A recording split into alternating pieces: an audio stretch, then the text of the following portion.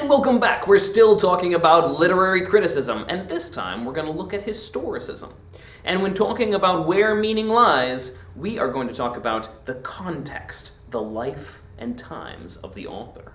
Now, historicism is one of those theories that can be very simple or it can be very complex. But it does require a bit of research and a bit of outside work. In order to use historicism, I'm going to have to look at the background and the author's life. There are two questions I'm really going to ask myself here. Number one, who was the author and what was his or her life like, and how did that life influence the text?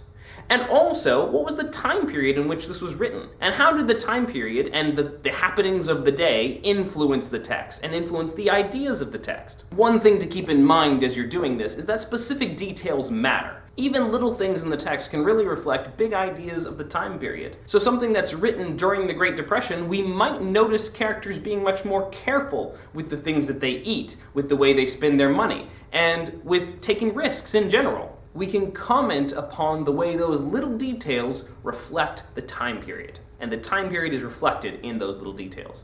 A great example is Christina Rossetti, who turned down two guys. She broke off two engagements in her life because of religious reasons. So when her poetry starts talking about religion and love, and religion trumping love, we wonder how much of her personal experience is coming out in her poetry. So in order to do historicism, you've got to sit down and look up information, and then apply that information to the text.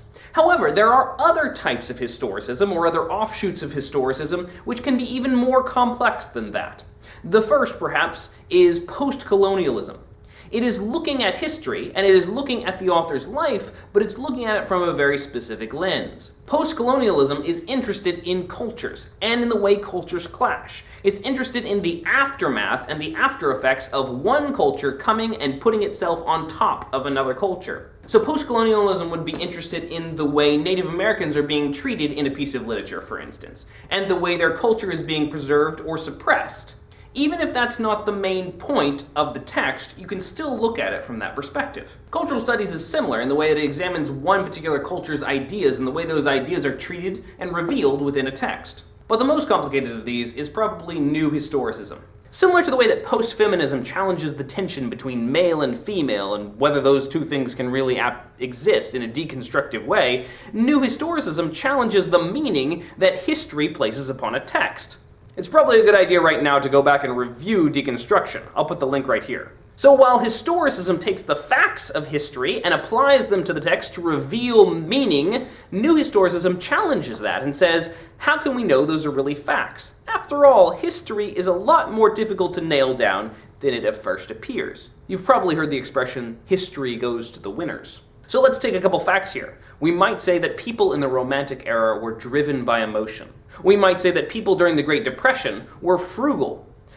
Yes, those are generalities, but are they absolutely true? Were all people in the Romantic era automatically emotional?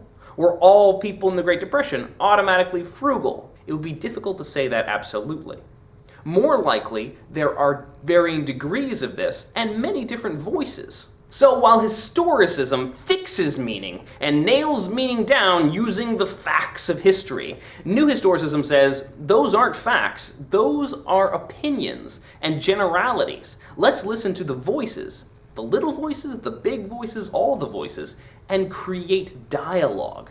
Dialogue that can't be fixed down into meaning. So, whether you're interested in the way history creates meaning, or whether you're interested in the way that history creates dialogue about the meaning, either way, historicism is a good way to go. Thanks for watching! You can click on one of the links over here and watch one of the other literary criticism videos, or click here to subscribe.